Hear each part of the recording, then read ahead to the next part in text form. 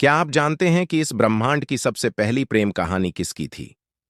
वह प्रेम जो मौत से भी हार नहीं मानी, वह प्यार जिसमें आग भी पूजा बन गई, और वह त्याग जिसने शिव जैसे योगी को भी प्रेमी बना दिया। आज हम आपको बताने जा रहे हैं दुनिया की पहली और सबसे पवित्र प्रेम गाथा, सती और भगवान शिव की कथा।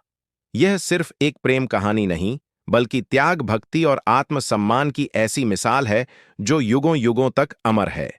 इस वीडियो में हम आपको बताएंगे सती कौन थीं, शिव से उनका प्रेम कैसे हुआ और कैसे यह प्रेम ब्रह्मांड की सबसे दर्दनाक लेकिन दिव्य कथा बन गया। नमस्कार दोस्तों, कैसे हैं आप? तो वीडियो को लास्ट तक जरूर देखना, क्योंकि वीडियो के लास्ट में एक ऐसा सच छुपा है जो आपको भीतर तक झकझोर देगा। और हाँ दोस्तों, हमारा चैनल अभी नया है, इसलिए वीडियो पसंद आए तो चैनल को लाइक और सब्सक्राइब जरूर करें। धन्यवाद, शुक्रिया। बहुत समय पहले की बात है। ब्रह्मा जी के पुत्र दक्ष प्रजापति, जो बहुत ही शक्तिशाली और अभिमानी राजा थे, उन्हें एक ऐसी पुत्री की प्राप्ति हुई जो कोई साधारण कन्या नहीं थी। वह स्वयं आदि शक्ति का अंश थीं। उनका नाम था सती। सती का जन्म कोई सामान्य घटना नहीं थी। जब ब्रह्मांड की शक्तियों में असंतुलन हुआ, तब देवताओं ने आदिशक्ति से प्रार्थना की कि वह एक बार फिर अवतरित हों, जिससे धर्म की रक्षा हो सके। तब सती का जन्म हुआ एक दिव्य कन्या के रूप में, जो तेजस्विनी थीं और करुणामयी भी। बचपन से ही सती को आध्यात्मिकता की ओर आकर्षण था। खेलकूद या राजसी वैभव से उनका मन नहीं भरता। वे अक्सर ध्यान में बैठ जातीं, और हर बार उनके ध्यान का केंद्र कोई और नहीं, बल्कि वही योगी होते जो श्मशान में रहते थे, शरीर पर भस्म लगाते थे और जिनके नाम से पूरा ब्रह्मांड कांपता था, महादेव शिव। सती बड़ी होती गईं, लेकिन उनके मन में एक ही छवि बस गई थी, भगवान शिव की, जिनको कभी देखा नहीं था, सिर्फ सुना था।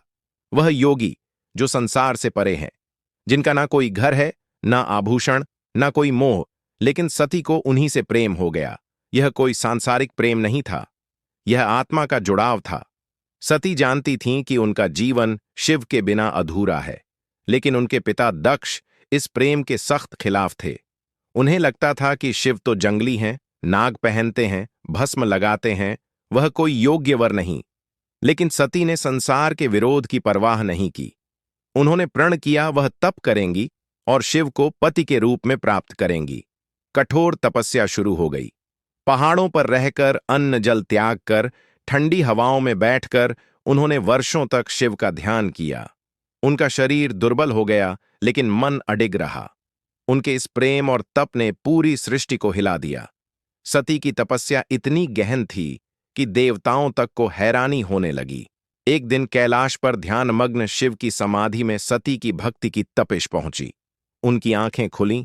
उन्होंने पहली बार इस स्त्री की तपस्या को महसूस किया, जो उन्हें पति रूप में चाहती थी, बिना किसी शर्त, बिना किसी स्वार्थ। शिव मुस्कुराए। वह जान गए कि यह कोई साधारण प्रेम नहीं है। यह वही आदिशक्ति है जो अनादिकाल से उनकी अर्धांगिनी रही है। देवताओं और ऋषियों के आग्रह पर शिव ने स्वयं दक्ष के पास सती का विवाह प्रस्ताव भेजा, लेकिन दक्ष का मन फिर भी संकोच में था। उन्हें शिव का रहन सहन रास नहीं आता था। फिर भी देवताओं के दबाव और सती की इच्छा को देख उन्होंने हां कर दी, पर मन में एक गांठ बांध ली। शिव बारात लेकर पहुंचे, लेकिन कैसी बारात? देव, भूत, पिशाच, नाग और गणों से भरी हुई। राजगदरबार सन्न रह गया। दक्ष को यह विवाह अपमान की तरह लगा, परंतु सती प्रसन्न थीं। उन्हें उनका शिव मिल चुका था। सती व शिव का विवाह हो गया, लेकिन दक्ष के भीतर एक चुपचाप धधकती आग सुलग रही थी, अहंकार की आग। उन्हें लगता था कि वे ब्रह्मा के पुत्र हैं, सारे देवताओं से बड़े हैं, और शिव जैसे औघड़ योगी को अपनी बेटी देकर उन्होंने कोई उपकार किया है। दक्ष को शिव का शांत, विरक्त, नियमों से परे जीवन रास नहीं आया। वह हर जगह राजसी ठाठ देखना चाहता था, और शिव तो भस्म में लिपटे, त्रिशूल लिए घूमते थे। धीरे धीरे उसका तिरस्कार बढ़ता गया। कई बार सभाओं में वह शिव का मजाक उड़ाता, उन्हें अपशब्द कहता। कौन है यह जो श्मशानों में बैठता है, जो ना वेद पढ़ता है, ना रीति जानता है? शिव इन सब बातों पर मौन रहते। उनका मौन ही उनकी शक्ति थी। लेकिन सती सब कुछ सुनती और भीतर ही भीतर टूटती जा रही थीं। एक ओर था उनका पति, जो सन्यासी होकर भी प्रेम का देवता था, और दूसरी ओर था उनका पिता, जो अहंकार में अंधा हो चुका था। समय बीतता गया। एक दिन दक्ष ने एक भव्य यज्ञ का आयोजन किया, ऐसा यज्ञ जिसमें सारे देवताओं, अर्षियों व राजाओं को आमंत्रित किया गया, लेकिन जानबूझकर शिव और सती को आमंत्रण नहीं भेजा गया। जब यह समाचार सती को मिला तो उनके भीतर कुछ टूट गया।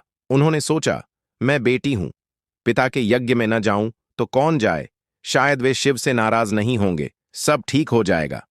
शिव ने बहुत समझाया, सती, जहां तुम्हारा अपमान हो सकता है वहां जाना आत्मा का अपमान है।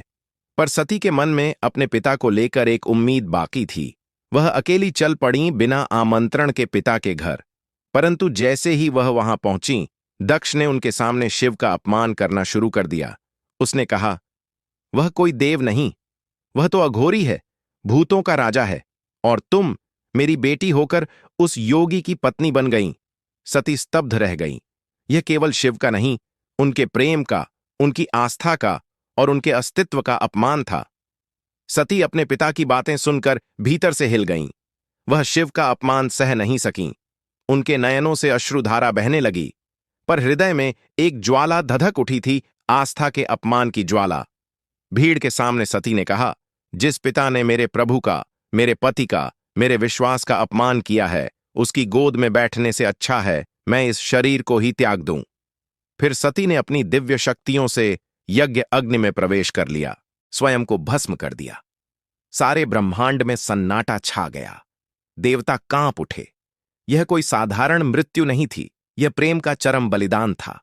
वह शरीर त्याग चुकी थीं, लेकिन उनके प्रेम ने एक इतिहास रच दिया। शिव, जो अब तक तप में लीन थे, जब उन्हें यह समाचार मिला तो पूरा ब्रह्मांड उनकी आंखों से निकले आंसुओं से डोल उठा। जैसे ही शिव को सती की मृत्यु का समाचार मिला, शांत रहने वाला योगी रुद्र बन गया। उनकी आंखों में आंसू नहीं, अब ज्वालाएं थीं। वह क्रोध में भर उठे। उनकी जटाएं बिखर गईं। त्रिशूल आकाश की ओर उठा और पूरा ब्रह्मांड उनके रौद्र रूप से कांप उठा। शिव ने तुरंत वीरभद्र और भद्रकाली को प्रकट किया। उन्होंने आदेश दिया, जाओ और दक्ष के यज्ञ को नष्ट कर दो। वीरभद्र ने यज्ञ स्थल पर पहुंचकर सब कुछ तहस नहस कर दिया।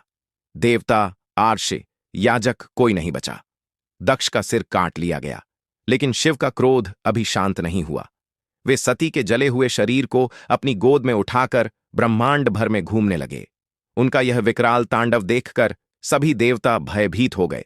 यह तांडव केवल प्रेम के खोने का नहीं था, यह था आत्मा के अपमान, विश्वास की हत्या और स्त्री स्वाभिमान को कुचलने के विरुद्ध उठी हुई अग्नि।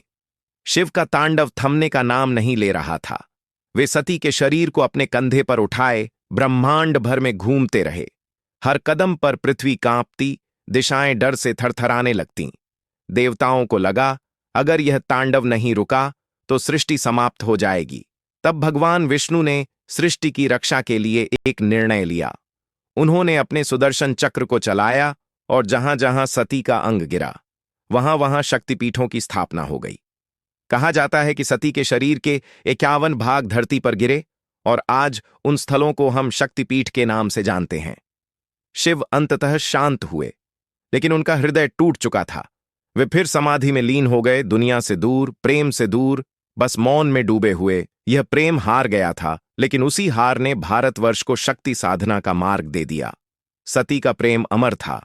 शरीर भले ही भस्म हो गया हो, लेकिन आत्मा तो शिव से जुड़ी थी, और जो शिव से जुड़ जाए वह कभी समाप्त नहीं होता।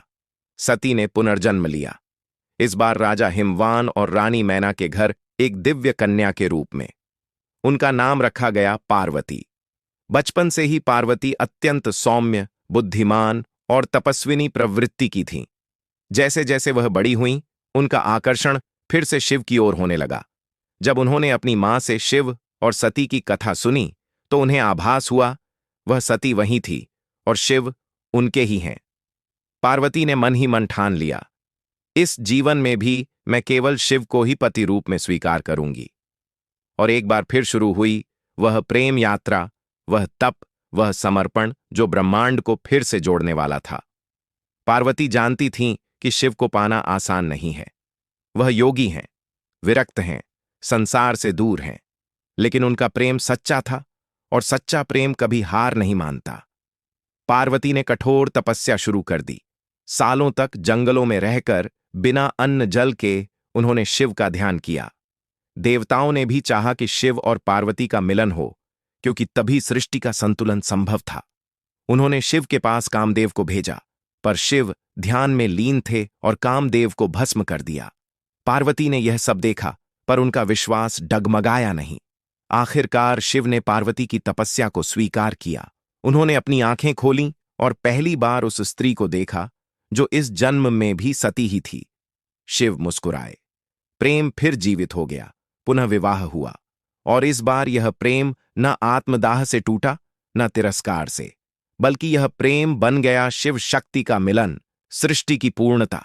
सती की कथा सिर्फ एक प्रेम कहानी नहीं है, यह उस स्त्री का संकल्प है जो अपने प्रेम और आत्मसम्मान के लिए ब्रह्मांड से भी भिड़ गई।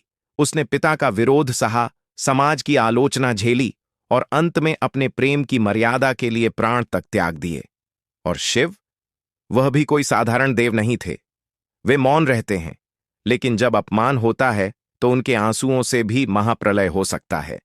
सती के वियोग में उन्होंने नाचते नाचते ब्रह्मांड को हिला दिया, पर उस प्रेम को फिर से जीवित करने के लिए वे जीवन भर तप में लीन हो गए।